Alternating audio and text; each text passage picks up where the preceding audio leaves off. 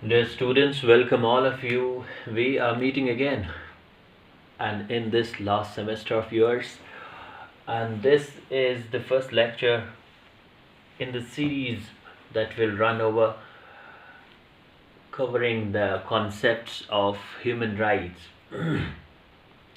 Human rights is actually the most intricate and complex theme of law, and over a period of past few years, and to be more precise, in last 6 or 7 decades, this concept has become what many authors like Alston and others have observed, that it's an inescapable fact and reality of the modern and contemporary world.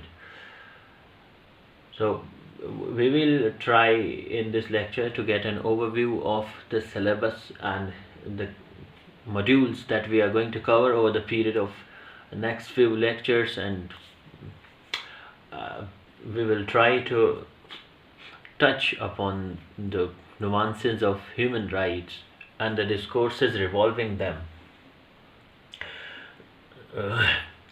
दरअसल human rights, अब चूँकि आप लोग बहुत senior semester में हैं, तो इन बातों को मज़ीद वजाहत से समझने और कहने में थोड़ा मज़ा आएगा।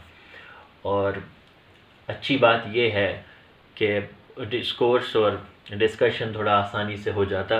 अफसोस कि हम लोग ऑफलाइन मोड पे हैं, और थोड़ा इंट्रिकेट ये है, इसमें मुश्किल ये है कि ह्यूमन राइट्स का जो डिबेट है ये फ़िलासफ़िकल बहुत ज़्यादा है, और हमारा फोकस एकेडमिक बहुत है।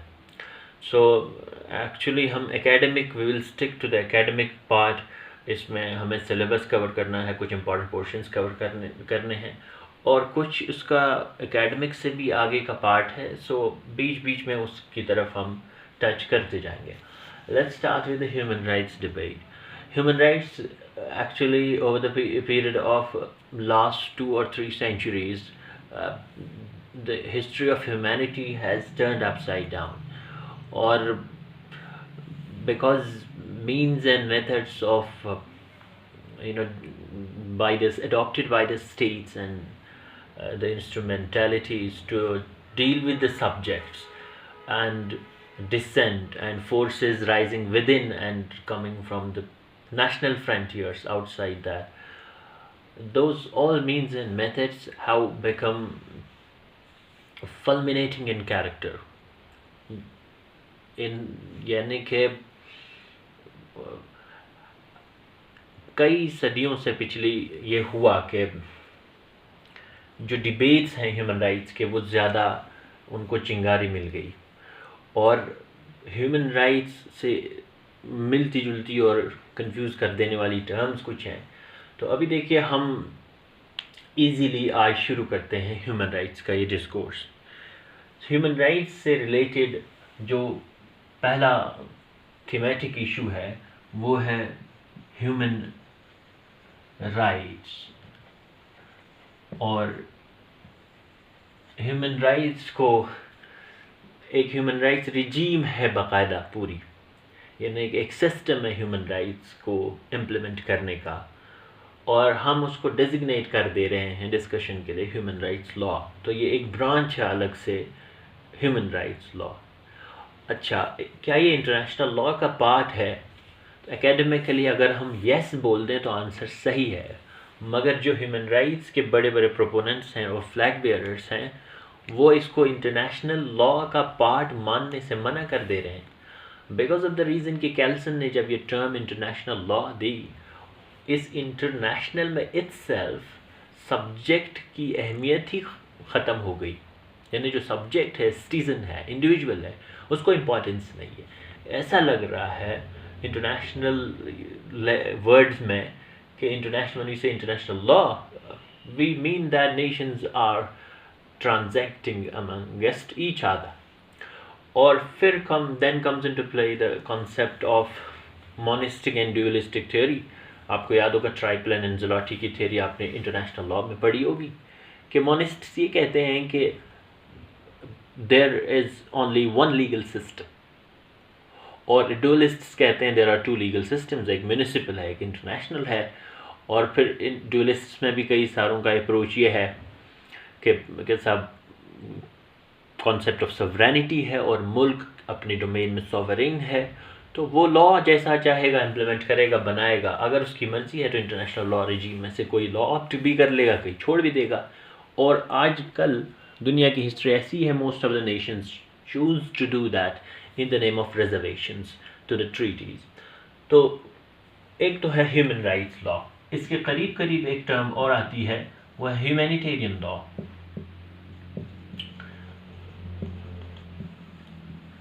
इन दो टर्म्स के बीच में डिफरेंस क्या है, जो आगे हमें समझना है, शायद यूनिट 3 में या 4 में आपके ह्यूमैनिटेरियन लॉ का पार्ट है। ह्यूमन राइट्स लॉ और ह्यूमैनिटेरियन लॉ में क्लासिकल डिस्टिंक्शन और डिफरेंस ये है कि human rights law is actually that law which is, ये मैं क्लासिकल डिस्टिंक्शन बता रहा हूँ, which is operative in times of piece. ये पीस ओनली नहीं है, मगर this is actually the human rights law is intended to improve and enhance the quality of human life, improve and enhance the quality of human life। तो इंसानी सतह, इंसानी ज़िंदगी की सतह और इसका मयार बुलंद करने के लिए हुकूक इंसानी है। अब ह्यूमन राइट्स हैं क्या और ये इनकी तारीख़ क्या है, ये आया कहाँ से, will go into the detail one by one, ये बहुत लंबे डिस्कोर्सेज हैं। But humanitarian law on the other hand, ये ह्यूमैनिटेरियन वर्ड ही से आपको लगेगा कि जिसमें थोड़ा फीलिंग ऑफ एम्पैथी है, हमदर्दी का या सिंपैथी का, या एक इंसान को लेकर के आर का और दिलाराई का जज्बा है कि this is a law which comes into picture in times of war. अब इसमें international and non international armed conflict सारे कवर होते हैं, बट ये इन टाइम्स ऑफ वॉर ऐसा लॉ है जो actually which regulates means and methods of warfare, means and methods of warfare, इसीलिए इसको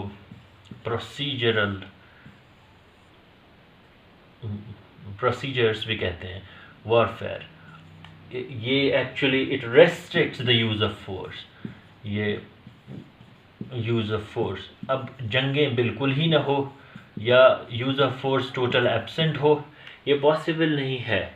इन order to attain certain objectives there is a concept of just war, और just war को attain करने के लिए इंटरनेशनल लॉ ऑब्लिवियस नहीं हो सकता, तो उसमें means and methods used or employed must be restricted in order to minimize the loss to human life, और एक ह्यूमन लाइफ की क्वालिटी को एक लेवल पे मेंटेन किए रखने के लिए ह्यूमैनिटेरियन लॉ है। ये हम पढ़ेंगे, इसमें जेनेवा कन्वेंशंस 1949 है 4 और 1977 के प्रोटोकॉल्स हैं फिर इसके 2, ये हम पढ़ लेंगे बाद में, ये बाद का पोर्शन है। तो मैं बेसिक डिस्टिंक्शन समझा रहा था ह्यूमन राइट्स और ह्यूमैनिटेरियन लॉ में। ह्यूमन राइट्स लॉ तो अलग है, इसमें गोल्डन लाइन यही है याद रखने की कि it is a law which is intended to enhance the quality of human life और in times of peace operative actually. और ये ह्यूमन राइट्स लॉ ये मोर वाइडर है in operation and its regime than the humanitarian law। अब human rights को लेकर के क्या क्या कॉन्सेप्ट्स हमें डिस्कस करने हैं आगे जा कर के, तो वो हमें इस लेक्चर में अभी प्रो नोट से ले रहे हैं हम उनका।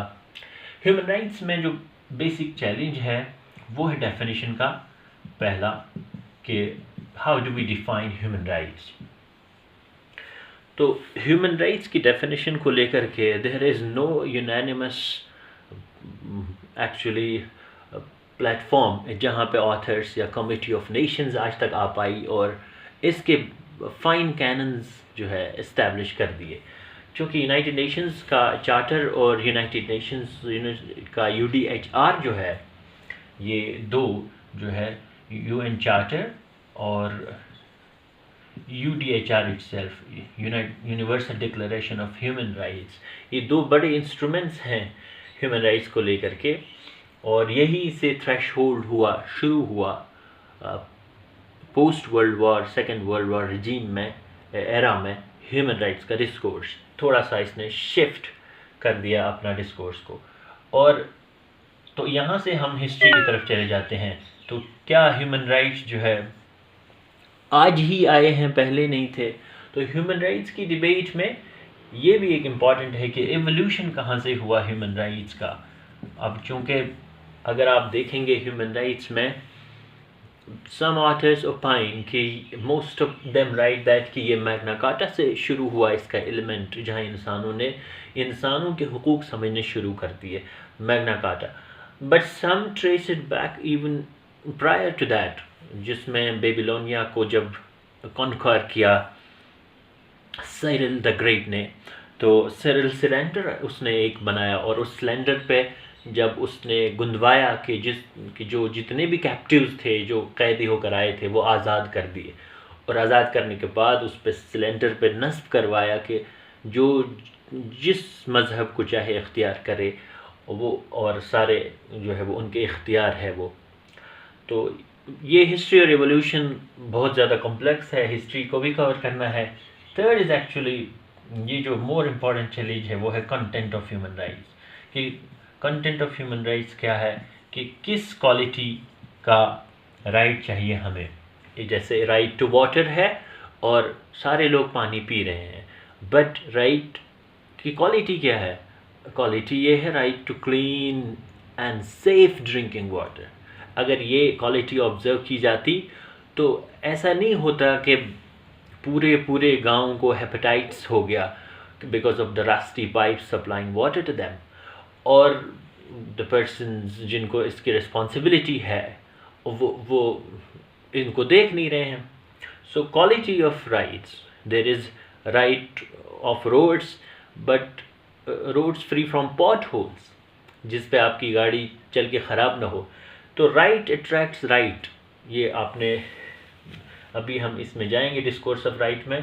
तो कंटेंट और क्वालिटी इस राइट की, एंड देन इसका जो है वो कॉन्सेप्चुअल नोट के ह्यूमन राइट्स एक्चुअली इससे मफहूम क्या समझ में आया हमें, हम कैसे तय करें कौन से हुकूक इंसानी है, बुनियादी हुकूक इंसानी ह्यूमन राइट्स, और ह्यूमन राइट्स और कॉन्स्टिट्यूशंस में क्या रिलेशनशिप है, ह्यूमन राइट्स और फंडामेंटल राइट्स में क्या रिलेशनशिप है। ये सारे themes one by one cover हो जाएंगे। आज ब्रीफली इसको टच करते हैं। ह्यूमन राइट्स में हमें इसमें आगे जाके ह्यूमन राइट्स मैकेनिज्म भी समझना है जो इंटरनेशनल लेवल पे ऑपरेट होता है, और बहुत ही डिफ़िकल्ट और कॉम्प्लेक्स है वो, बट हम उसको बहुत आसान करके समझेंगे कि पूरी दुनिया में इस वक्त जो ह्यूमन राइट्स मैकेनिज्म है, रिजीम है ह्यूमन राइट्स की, वो कैसे ऑपरेट कर रही है। ह्यूमन राइट्स में जो सबसे कॉम्प्लेक्स चीज़ है वो इसका नाम ही है। अब चूंकि कुछ ऐसे लोग हैं जो सिस्टम से, और majority of us must be that, जो किसी भी सिस्टम से, since systems are put in place they will be questioned.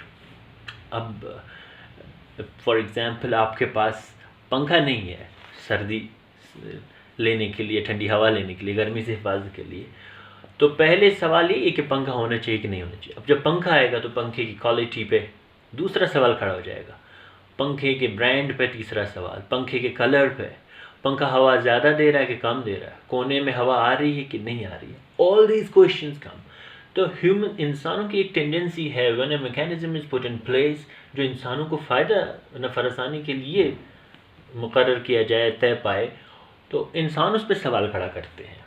So we have a right to question, ये तो है। There is a feeling of animosity and despondence regarding the human rights institutions world over. पूरी दुनिया में सारे लोग इससे खफा हैं मोर और less, because they have a feeling that there's a dysfunctional system operating at both national and international levels.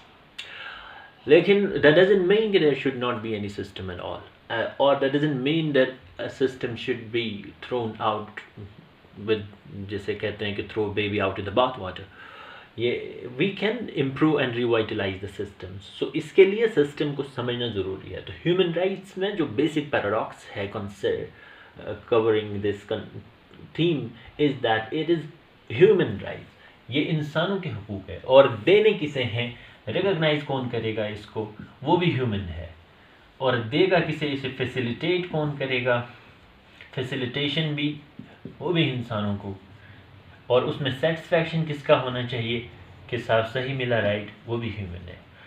तो अब ह्यूमन राइट्स में ये बेसिक पैराडॉक्स है कि इंसान ही इंसानों को हुकूक दे रहे हैं और फिर इंसान ही का इत्मीनान वहाँ मतलूब है। Then there are rights. अब ये राइट्स क्यों हैं, why are they human rights, why not something else. तो क्या ये राइट्स भी हैं कि नहीं। आपने जो स्टूडेंट्स में पढ़ा होगा कि राइट्स को लेकर के सालमेंट की डेफिनेशन कहती है कि right is an interest recognised and protected by law और जस्टिस। तो it's an interest, recognised interest according to Salmond, recognised interest. मगर जब हम आगे देखेंगे कि राइट की ये डेफिनेशन सालमेंट की ह्यूमन राइट्स पर फिट नहीं बैठती, क्योंकि जो ह्यूमन राइट्स के इसेंशियल्स हैं, जो ह्यूमन राइट्स के फीचर्स हैं, जो ह्यूमन राइट्स के कैरेक्टरिस्टिक्स हैं, उनमें से एक कैरेक्टरिस्टिक है that human rights are just recognised and they are not bestowed और ग्रांटेड बाय द स्टेट।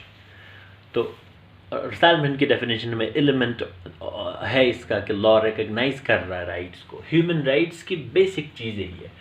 तो डेफिनेशन पार्ट से शुरू करते हैं हम। ह्यूमन राइट्स की डेफिनेशन है क्या। Ironically, most of the human rights instruments fail to define the term human rights. India में, चाहे इंडिया में protection of human rights act 1993 है या human rights protection act England में 1998 का है, you'll find कि कहीं डेफिनेशन नहीं है। इनफैक्ट जो 1993 का protection of human rights act है 2D, इसमें डिफाइन करता है ह्यूमन राइट्स को। It defines human rights in context of the municipal law again, कि ह्यूमन राइट्स वो राइट्स हैं जो लाइफ से, लिबर्टी से और इक्वालिटी से रिलेटेड है और जिनको कॉन्स्टिट्यूशन ने रिकॉग्नाइज किया हुआ है या किसी इंटरनेशनल कन्वेंशन ने दिया हुआ है और एनफोर्सेबल है and enforceable through the courts in India. तो फिर वो डोमेस्टिक रिजीम में आ गया। तो ये सारे पैराडॉक्सेस हैं जो ह्यूमन राइट्स की डेफिनेशन को लेकर के एनगल्फ किए हुए हैं। Human rights actually are inherent rights to all human beings, regardless of gender, race, nationality or ethnicity, language or religion or status. ये ऐसे राइट्स हैं जो प्रिंसिपल ऑफ नॉन डिस्क्रिमिनेशन पे बेस्ड है। प्रिंसिपल ऑफ नॉन डिस्क्रिमिनेशन यानी ये rights non discrimination, जो president को ह्यूमन राइट्स हैं एक मुल्क के, वो उस मुल्क के स्वीपर को भी ह्यूमन राइट्स। ये this is theory of human rights कि उन राइट्स को हम ह्यूमन राइट्स कहते हैं। ये प्रिंसिपल ऑफ नॉन डिस्क्रिमिनेशन पे बेस्ड है। ये इंसान के स्टेटस के हिसाब से नहीं मिलेंगे। एक गेजेटेड ऑफिसर है उसकी ह्यूमन राइट्स अलग हैं और एक चपरासी है उसके ह्यूमन राइट्स अलग हैं। No, human rights are actually universal. इसके कुछ एलिमेंट्स में आता है कि यूनिवर्सल, इनएलिनेबल, इंटरडिपेंडेंट,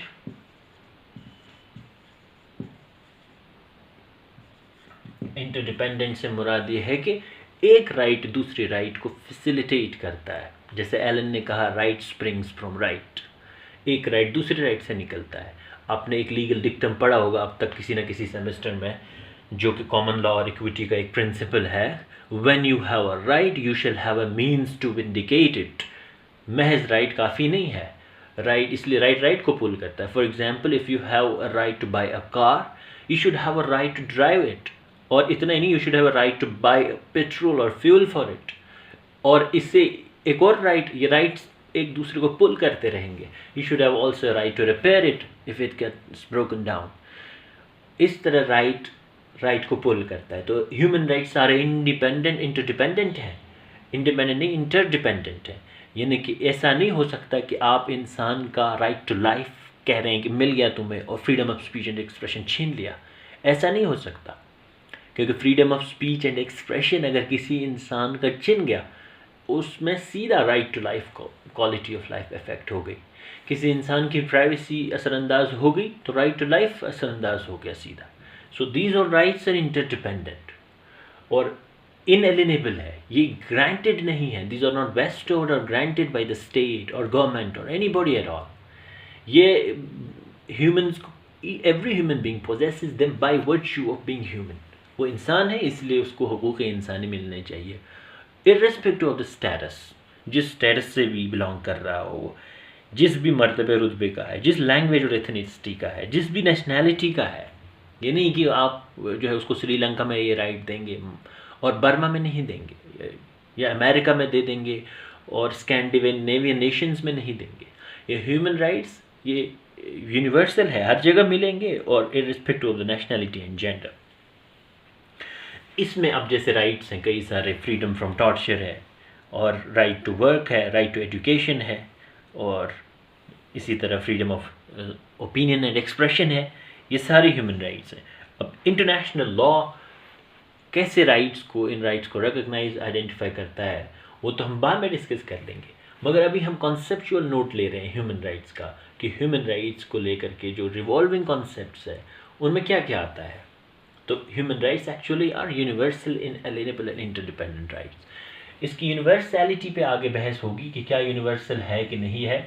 हमारे अगले लेक्चर में ये टॉपिक्स हम कवर कर लेंगे, एक तो डेफिनेशन पोर्शन एंड दूसरा universalism and cultural relativism of human rights, कि क्या ह्यूमन राइट्स जो है वो यूनिवर्सल है। अगर एक टोरंटो का शहरी ये कहता है कि मुझे marijuana पीने का राइट होना चाहिए और वहाँ की कोर्ट डिक्लेयर कर देती है और पूरा शहर जो है एक दिन नशे में टुन होकर के सो जाता है, क्या यही राइट नाइजीरिया के गरीब मुल्क में ह्यूमन राइट कहलाएगा? क्या उनको भी ये राइट देना चाहिए? So this are the debates जिसमें कुछ ऑथर्स फिर कहते हैं कि इसलिए ह्यूमन राइट्स यूनिवर्सल नहीं हो सकते, ये कल्चरली रिलेटेड है। ये हम अगले टॉपिक में डिस्कस कर लेंगे। और इसी तरह फिर यूरोसेंट्रिक है कि नॉन यूरोसेंट्रिक है ह्यूमन राइट्स। क्या यूरोपियन नेशंस ने ही इसका नैरेटिव डिस्कस किया? क्या इससे पहले हुकूक इंसानी नहीं दिए जा रहे थे यूनाइटेड नेशंस बनने से पहले? और फिर ह्यूमन राइट्स में एक बड़ा चैलेंज क्या है कि ह्यूमन राइट्स की डेफिनेशन क्यों नहीं दे पा रहा है कोई, और ह्यूमन राइट्स का जो कंटेंट है वो कैसे time and again this bucket is being field. We will cover this in next chapters. Thank you for your time. Have a nice time.